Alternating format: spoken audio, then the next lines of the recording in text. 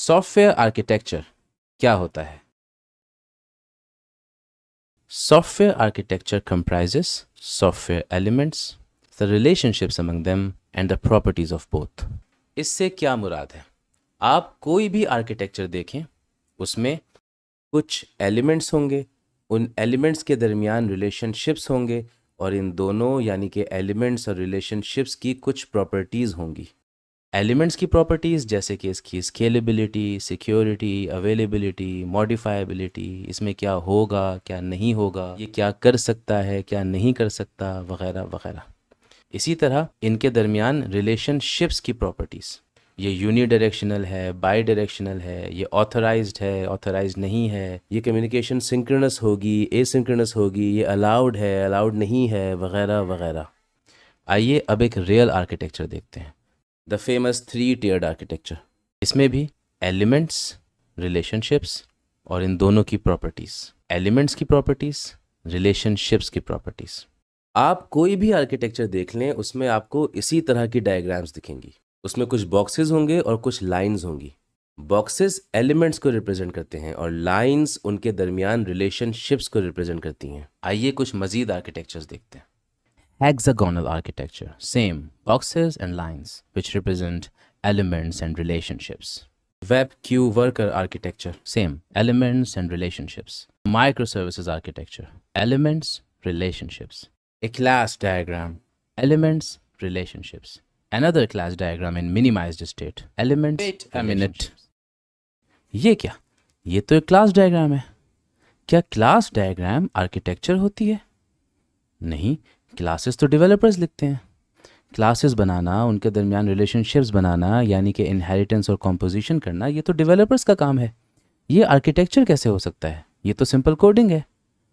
लेकिन वेट, एक class diagram बिल्कुल आर्किटेक्चरल डायग्राम्स की तरह लगती है। वही बॉक्सेस, वही लाइंस। अभी हम देख के आए हैं कि आर्किटेक्चर में एलिमेंट्स होते हैं, रिलेशनशिप्स होते हैं, और फिर हमने वेल नोन आर्किटेक्चर्स के ज़रिए इस बात को मज़ीद देखा कि हाँ, उनमें भी एलिमेंट्स हैं, रिलेशनशिप्स हैं, और क्लास डायग्राम में भी एलिमेंट्स होते हैं, रिलेशनशिप्स होते हैं। तो फिर क्लास डायग्राम आर्किटेक्चर क्यों नहीं है? उसे भी आर्किटेक्चर होना चाहिए। इसका जवाब ये है कि हाँ, ये बात ठीक है कि एक क्लास डायग्राम बिल्कुल आर्किटेक्चरल डायग्राम्स की तरह लगती है। उसमें भी एलिमेंट्स होते हैं, रिलेशनशिप्स होते हैं, लेकिन किसी चीज़ के आर्किटेक्चर कहलाने के लिए इसके अलावा भी कुछ शराइत हैं जो थोड़ी सब्जेक्टिव नेचर की हैं। मिसाल के तौर पे किसी चीज़ के आर्किटेक्चर कहलाने के लिए उसे थोड़ा बड़ा होना चाहिए, थोड़ा सिग्निफिकेंट होना चाहिए।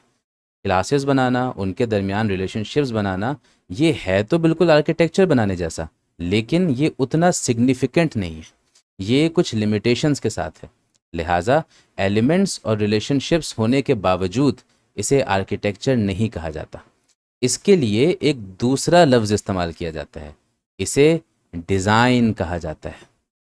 इसका मतलब ये है कि क्लासेस को डिज़ाइन करना ये बिल्कुल आर्किटेक्चर बनाने जैसा है, बस ये उतना सिग्निफिकेंट नहीं है, इसलिए इसको आर्किटेक्चर नहीं डिज़ाइन कह दिया जाता है।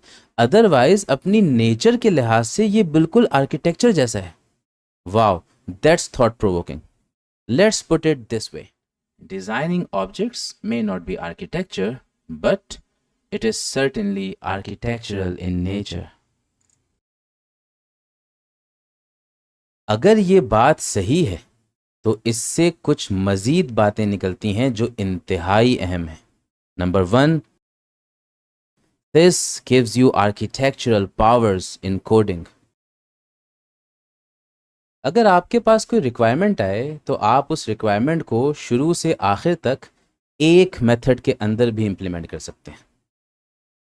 इसके बरक्स अगर आप चाहें तो आप उसका एनालिसिस कर सकते हैं, उसमें छोटे छोटे कंपोनेंट्स देख सकते हैं, उसे अलग अलग क्लासेस में ब्रेक कर सकते हैं, ऑब्जेक्ट्स डिज़ाइन कर सकते हैं, design principles, design patterns use कर सकते हैं। अगर आप ऐसा करते हैं तो इसका मतलब है कि आप अपनी कोडिंग में आर्किटेक्चरल पावर्स यूज़ कर रहे हैं, और आर्किटेक्चर इंतहाई पावरफुल चीज़ होती है। ये एक कार है, आप इसको एक सिंगल एलिमेंट के तौर पे भी देख सकते हैं, जैसी ये है बिल्कुल वैसे, और आप इसको अलग अलग कंपोनेंट्स में भी देख सकते हैं। इसमें व्हील्स हैं, इंजन है, बॉडी है, सीट्स हैं। अगर आप इसे अलग अलग कंपोनेंट्स में देखते हैं तो आप इन कंपोनेंट्स की प्रॉपर्टीज़ में चेंज करके, इन्हें कम ज़्यादा करके, इन्हें अलग अलग तरीक़ों से कनेक्ट करके तरह तरह के व्हीकल्स डिज़ाइन कर सकते हैं। सारे कंपोनेंट्स को छोड़ें, सिर्फ इसके व्हील्स की मिसाल ले लीजिए।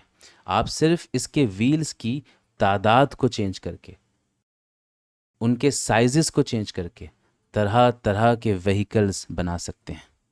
सिर्फ इनके व्हील्स की प्रॉपर्टीज़ को चेंज कर करके लातादाद सिनेरियोज़ में उन्हें यूज़ कर सकते हैं।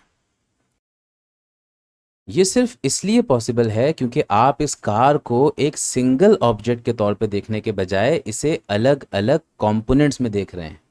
चीज़ों को अलग अलग कंपोनेंट्स में देखना ये एक आर्किटेक्चरल स्किल है और ये एक इंतहाई पावरफुल स्किल है। एक और मिसाल देखिए, ये एक स्केलेटन है। आप इसको एक सिंगल एंटिटी के तौर पे भी देख सकते हैं और आप इसको अलग अलग कंपोनेंट्स में भी देख सकते हैं। Head, hands, legs, chest, back, neck. सिर्फ इन एलिमेंट्स के रिलेशनशिप्स के कुछ जगहों से फ्लेक्सिबल और मूवेबल होने की वजह से इसमें तरह तरह के पोस्चर्स बदलने की सलाहियत पैदा हो गई है। मज़ीद ये कि इन एलिमेंट्स की प्रॉपर्टीज़ के बदलने और इनके अलग अलग तरीक़ों से कनेक्ट हो जाने से लातादाद स्ट्रक्चर्स बनते चले जाते हैं, बेशुमार इम्कानात पैदा हो जाते हैं, एक कभी ना ख़त्म होने वाली इनोवेशन का सिलसिला शुरू हो जाता है। आर्किटेक्चर इतना पावरफुल होता है जब हम object oriented fundamentals, pillars, principles and patterns को फॉलो करते हैं तो हम अपने कोड में आर्किटेक्चरल पावर्स यूज़ करते हैं। दूसरी बात, this is your opportunity to become an architect. एक आर्किटेक्ट की रिस्पॉन्सिबिलिटीज़ क्या होती हैं? आर्किटेक्ट की मेजर रिस्पॉन्सिबिलिटी होती है क्वालिटी एट्रीब्यूट्स या आर्किटेक्चरल कैरेक्टरिस्टिक्स को इंश्योर करना, जैसे कि scalability, availability, modifiability, backward compatibility, reliability and so on. इसके लिए आर्किटेक्ट्स आर्किटेक्चर बनाते हैं, उनको डॉक्यूमेंट करते हैं। अक्सर वो क्लाउड इंफ्रास्ट्रक्चर को मैनेज करते हैं, डिप्लॉयमेंट्स करते हैं, टेक्निकल और टेक्नोलॉजिकल डिसीजन मेकिंग करते हैं। आर्किटेक्ट का रोल एक मूविंग रोल होता है, कभी वो कोड के करीब आ जाते हैं और कभी कोड से दूर चले जाते हैं। मिसाल के तौर पे अगर किसी एप्लीकेशन में माइक्रो सर्विसेज आर्किटेक्चर यूज़ हो रहा है और उसमें 50 माइक्रो सर्विसेज हैं, तो हो सकता है कि आर्किटेक्ट का सारा टाइम इन्हीं डिस्कशंस में गुजर जाए कि कौन कौन सी माइक्रो सर्विसेज बनेंगी, कौन सी चीज़ किस माइक्रो सर्विस का पार्ट होगी, इनके दरमियान कम्युनिकेशन कैसे होगी। लेकिन अगर एप्लीकेशन का आर्किटेक्चर एक मोनोलिथ आर्किटेक्चर है और ये एक छोटी सी एप्लीकेशन है, तो हो सकता है कि आर्किटेक्ट कोड में भी कंट्रीब्यूट करे। आर्किटेक्ट्स जब कोड के करीब आ जाते हैं तो वो क्या करते हैं? वो पीआरस रिव्यू करते हैं। पीआरस रिव्यू करते हुए आर्किटेक्ट्स का फोकस फंक्शनैलिटी से ज़्यादा इस बात पे होता है कि फंक्शनैलिटी को किन क्वालिटीज़ के साथ इम्प्लीमेंट किया गया है। आपका कोड परफॉर्मेंट है? कोई सिक्योरिटी इशू तो नहीं है? कहीं आपने बैकवर्ड कंपैटिबिलिटी ब्रेक तो नहीं कर दी? इसके अलावा आपका कोड मेंटेनेबल है, रीडेबल है, रीयूजेबल है? हो सकता है वो आपसे कहें कि फ़लाँ कोड को एक सेपरेट क्लास के अंदर इनकैप्सुलेट कर दें, यहाँ इंटरफेस यूज़ कर लें, यहाँ इनहेरिटेंस ना करें, कंपोजिशन कर लें, यहाँ फ़लाँ डिज़ाइन प्रिंसिपल वायलेट हो रहा है, यहाँ फ़लाँ पैटर्न यूज़ कर लें। आर्किटेक्ट्स जब खुद कोडिंग करते हैं तो वो भी अक्सर इसी तरह के काम करते हैं। अक्सर वो बेस वर्क करते हैं, वो डिज़ाइन प्रिंसिपल्स और पैटर्न्स की मदद से एक फाउंडेशन सेट करते हैं। हमने जो आर्किटेक्चर्स ऊपर देखे उनमें से बहुत से आर्किटेक्चर्स की फाउंडेशन इसी तरह से रखी जाती है, जैसा कि 3 लेयर्ड आर्किटेक्चर। इसमें हम इसी तरह से क्लासेस बनाते हैं, उनके दरमियान रिलेशनशिप्स बनाते हैं। इन एडिशन इन क्लासेस को हम केयरफुली मुख्तलिफ प्रोजेक्ट्स और पैकेजेस के अंदर प्लेस करते हैं। एक डेवलपर की रिस्पॉन्सिबिलिटी क्या होती है? एक डेवलपर की मिनिमम रिस्पॉन्सिबिलिटी फंक्शनैलिटी को इम्प्लीमेंट करना होता है। इन एडिशन अपने काम में क्वालिटी का ख्याल रखना भी एक डेवलपर की मेजर रिस्पॉन्सिबिलिटी है। वो व्हाट के साथ साथ हाउ का भी ख्याल रखता है। इस बात को हाईली इनकरेज किया जाता है कि एक डेवलपर अपने कोड को मेंटेनेबल रखें, रीडेबल रखें, रीयूजेबल रखें। इसके लिए वो ऑब्जेक्ट ओरिएंटेड प्रोग्रामिंग अप्लाई करते हैं, डिज़ाइन प्रिंसिपल्स और पैटर्न्स यूज़ करते हैं।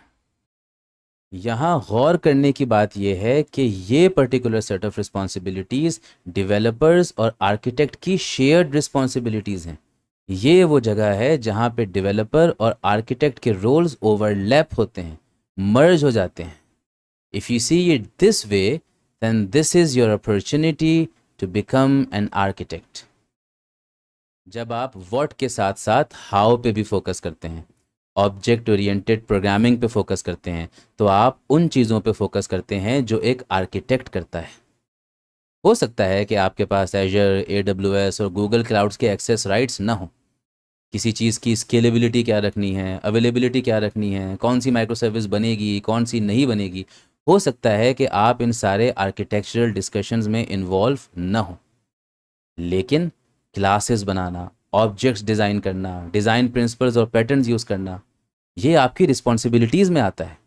इससे आपको कोई नहीं रोक सकता, ये आपके डोमेन में है। जब आप ऑब्जेक्ट्स डिज़ाइन करते हैं तो आप एक आर्किटेक्चरल काम करते हैं, आप अपनी आर्किटेक्चरल स्किल्स को इम्प्रूव करते हैं, और ये काम आप हर वक्त कर सकते हैं। न सिर्फ ये कि इससे आपको कोई रोक नहीं सकता, बल्कि इसे इनकरेज किया जाता है। ये तो होता है कि कभी कभी व्हाट का प्रेशर इतना ज़्यादा हो जाता है कि हाउ पे फोकस नहीं हो पाता, और ये प्रेशर एक्सटर्नल भी होता है, और कभी कभी ये डेवलपर की अपनी लेजीनेस की वजह से भी होता है। और कभी कभी ऐसा भी होता है कि एक डेवलपर इन चीज़ों पे इसलिए फोकस नहीं करता क्योंकि वो इन चीज़ों को गैर अहम समझ लेता है। लेकिन अगर कोई डेवलपर इन चीज़ों की इम्पोर्टेंस को समझ ले और अपनी अप्रोच और अपने पर्सपेक्टिव को दुरुस्त कर ले, तो उसके पास अपनी आर्किटेक्चरल स्किल्स को ग्रूम करने की एक ज़बरदस्त अपॉर्चुनिटी मौजूद है। जैसा कि हम पहले ही इस्टेब्लिश कर चुके कि the job of designing object is architectural in nature. अगर आप आर्किटेक्ट बनना चाहते हैं तो object oriented programming is the most logical start. It's the most logical start क्योंकि आर्किटेक्ट्स लैडर यहाँ से शुरू होती है, right in your domain. It starts exactly where you are standing. All you need to do is start climbing, and sharpening your object-oriented skills is your first step. Finally, जब आप object-oriented fundamentals, pillars, principles और patterns पे focus करते हैं, उन्हें पढ़ते हैं, उन्हें सीखते हैं, उनकी प्रैक्टिस करते हैं, उन्हें अप्लाई करते हैं, तो आप अपने आर्किटेक्ट बनने के चांसेस को बढ़ा लेते हैं।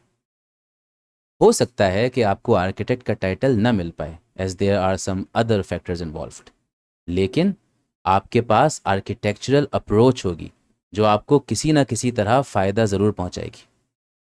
अगर आप आर्किटेक्ट न बन पाए, और ये भी हो सकता है कि आपको आर्किटेक्ट बनना ही ना हो, आपके कुछ और प्लान्स हों, लेकिन जब आप अपनी करंट रिस्पॉन्सिबिलिटीज़ को बेहतर तरीके से करने लगते हैं, जब आप अपने करंट लेवल से ऊपर उठना शुरू हो जाते हैं, तो इसका मतलब है कि आपने अपनी तरफ से तमाम शराइत पूरी कर दी हैं। And now this is your time to grow, no matter what direction you choose. और ये भी हो सकता है कि आप हमेशा डेवलपर ही रहना चाहते हैं, आपको कोडिंग करना पसंद है, you love coding. In that case you will become a very different kind of developer, the kind that is rare. In that case, you will code on a whole new level. You will code like an architect. You will code like an architect.